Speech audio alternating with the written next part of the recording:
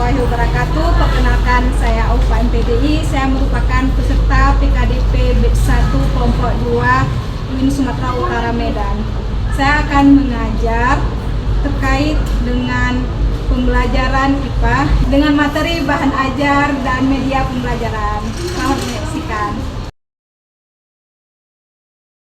Assalamualaikum warahmatullahi wabarakatuh.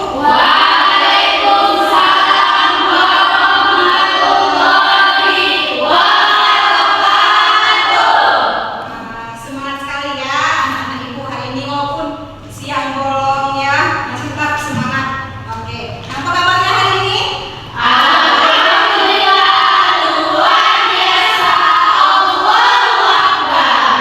Ada yang nggak hadir hari ini?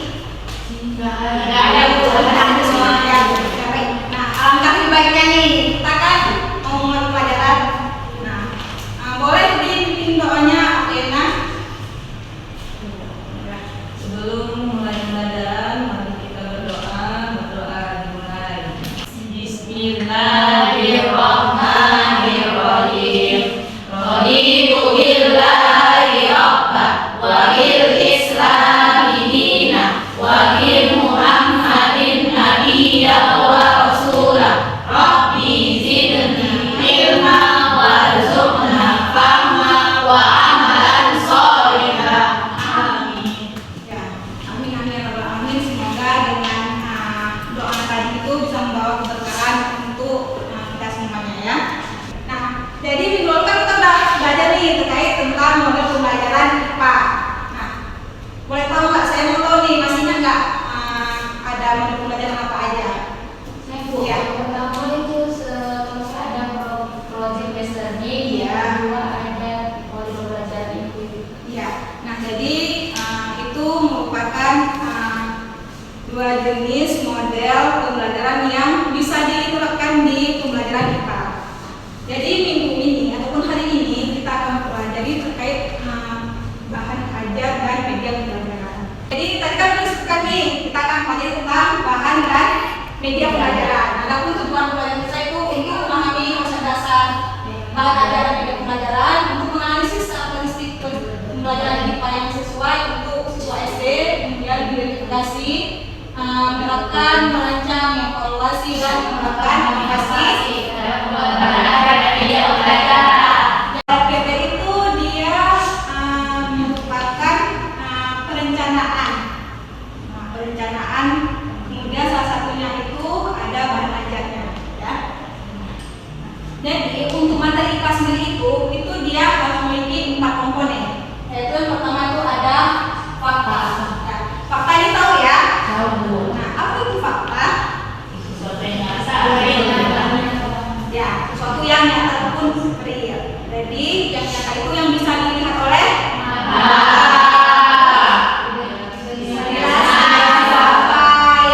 dan didengar oleh telinga.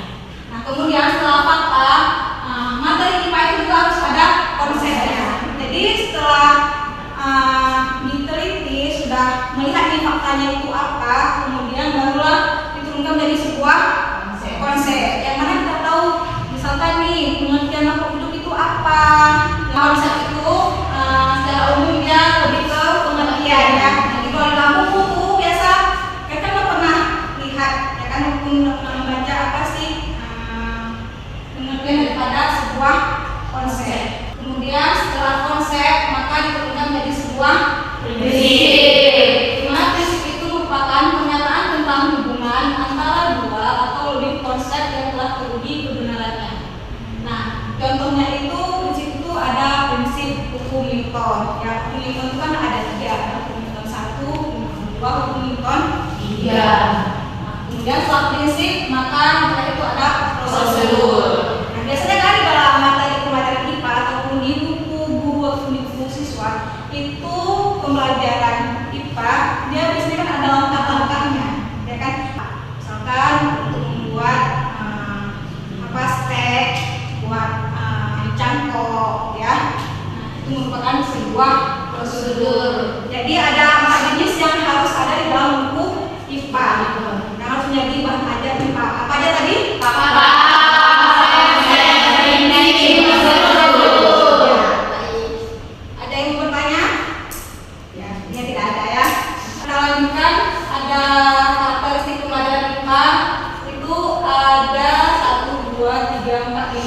Ada 6. Pertama itu konkret. Apa itu konkret? Konkret itu biasanya yang bisa dilihat, ya, yang nyata. Itu namanya dengan konkret. Kemudian kontekstual. Siapa bisa menjawab? Ya, silakan Amina. Kontekstual itu pembelajaran yang dikaitkan dengan kehidupan sehari-hari siswa. Ya, jadi kontekstual itu di mana materi IPA itu lebih mudah dipahami oleh siswa jika materinya itu berhadapan langsung dengan lingkungan siswanya, ya. Kemudian selanjutnya ada hands-on activity. Ya, silakan.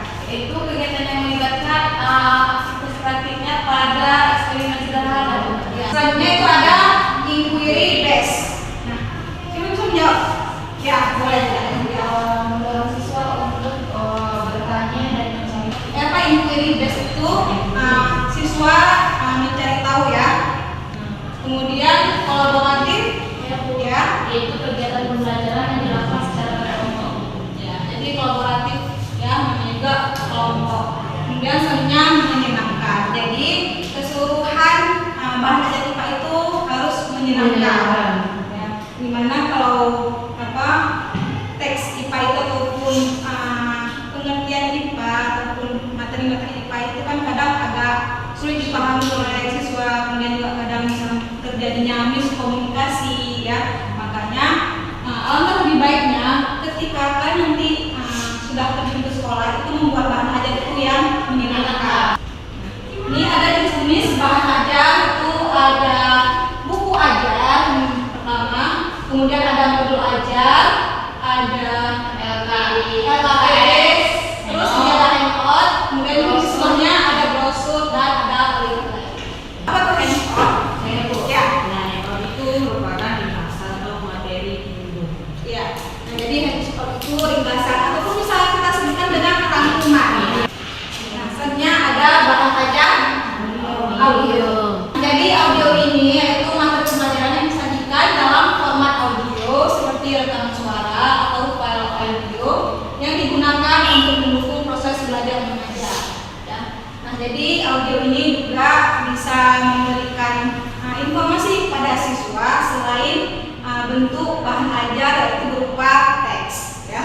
Dan ada bahan ajar ini adalah materi pembelajaran yang dirancang dengan memanfaatkan teknologi digital dan elemen interaktif untuk meningkatkan keterlibatan dan partisipasi aktif peserta didik. Nah, contohnya itu ada CAI, konten interaktif, dan web-based. Kemudian ada web-based. Web-based itu yang biasa kalian cari di web-based, cari di web, di Google. Nah, itu juga merupakan bahan ajar interaktif. Ya, kamu masih tahu ya?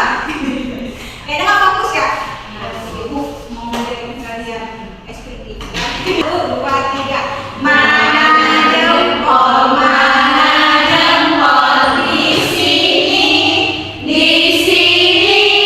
Apakah jempol baik-baik saja sembunyi, sembunyi. Ya, udah semangat ya? Tadi kan materi kita ada bahan ajar ada media. Media itu merupakan bentuk jamak dari kata medium yang mana definisinya sebagai perantara atau pengantar terjadinya komunikasi dari perseling menuju penerima. Nah, jadi media ini juga sebagai alat bantu, ya. Nah, kalau misalkan ibaratnya kita mengirim surat, media ini sebagai posnya, ya, sebagai posnya. Nah, apa aja sih media? Apa yang ada media? Media visual. Media visual. Nah, ini dia jenis-jenis media pembelajaran. Dan juga ada media visual itu tadi ada gambar, poster, diagram, peta konsep ataupun infografis. Kemudian ada media audio. Kemudian ada media audio visual. Ini merupakan media audio visual. Ini juga dikatakan dengan media interaktif. Kemudian selanjutnya itu ada media realita. Nah, contohnya itu seperti benda asli, spesimen, model 3 dimensi. Nah, siswa lebih banyak melakukan aktivitas selama kegiatan belajar, tidak hanya mendengar tapi juga mengamati siswa langsung dan Jadi ini dia manfaat media belajar. Ini merupakan ada 4 prinsip pemilihan bahan ajar. Pertama relevansi, di mana itu kita sesuaikan dengan tujuan pembelajaran dan kompetensi yang ingin dicapai. Kemudian selanjutnya itu ada penyesuaian, itu di mana karakteristik dan tingkat perkembangan siswa SD. Jadi kita harus sesuaikan materi ajarnya dengan karakteristik siswanya. Kemudian selanjutnya itu ada keakuratan, di mana informasi yang disajikan itu harus akurat dan up to date. Jadi, selanjutnya itu ada kemudahan, di mana media itu harus mudah dipakai, mudah dibawa-bawa, dan tidak mudah rusak. Ya, itu dia fungsi-fungsi daripada bahan ajar. Oke, ini ada contoh implementasi daripada bahan ajar dan media pembelajaran, di mana materinya itu tentang siklus air, bahannya itu bahan ajarnya itu pakai buku bergambar, iconic science, pakai LKS dan eksperimen. Kemudian media visualnya itu pakai poster, siklus air, diagram interaktif. Media kreatifnya itu pakai terarium mini ataupun model gunung grafik. Media digital itu pakai animasi 3D ataupun proses pengemapan. Selanjutnya itu pakai selanjutnya aktivitas itu menggunakan eksperimen. Aktivitas ini bisa dikaitkan dengan metode pembelajaran yang akan kita lakukan. Oke, nanti sudah dibahas nih semua materi tentang media bahan ajar dan media pembelajaran. Tadi saya mau lihat kakak-kakaknya untuk membuat implementasi daripada materi yang akan diambil. Ya, bisa ya. Kita bagi jadi 2 kelompok aja. Oke, silakan. Ruang. Silakan. Baik, di sini saya akan mempresentasikan dari kelompok kami yaitu media pembelajarannya siklus air, yang mana media ini adalah media visual, posters atau 3D, gambar, foto, video animasi. Nah, pada media realitanya termasuk observasi langsung. Pada media digital yaitu platform pembelajaran online, ruang guru, video pembelajaran interaktif, dan kuisis. Sedangkan pada aktivitasnya yaitu drama, siklus air. Cukup sekian presentasi dari kami. Terima kasih. Jadi kelompok 2 itu menggunakan media diorama. Jadi 2 kelompok ini sudah membuat tugas yang misalnya tentang implementasi daripada bahan ajar dan juga media pembelajaran. Sebelum kita menyelesaikan pembelajaran kita, boleh untuk ditampilkan kelompok 2 medianya ke depan.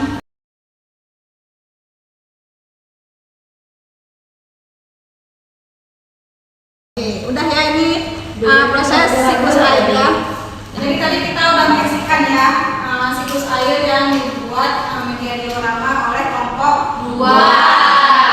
Oke, ada yang bisa menentukan enggak materi pembelajaran kita hari ini?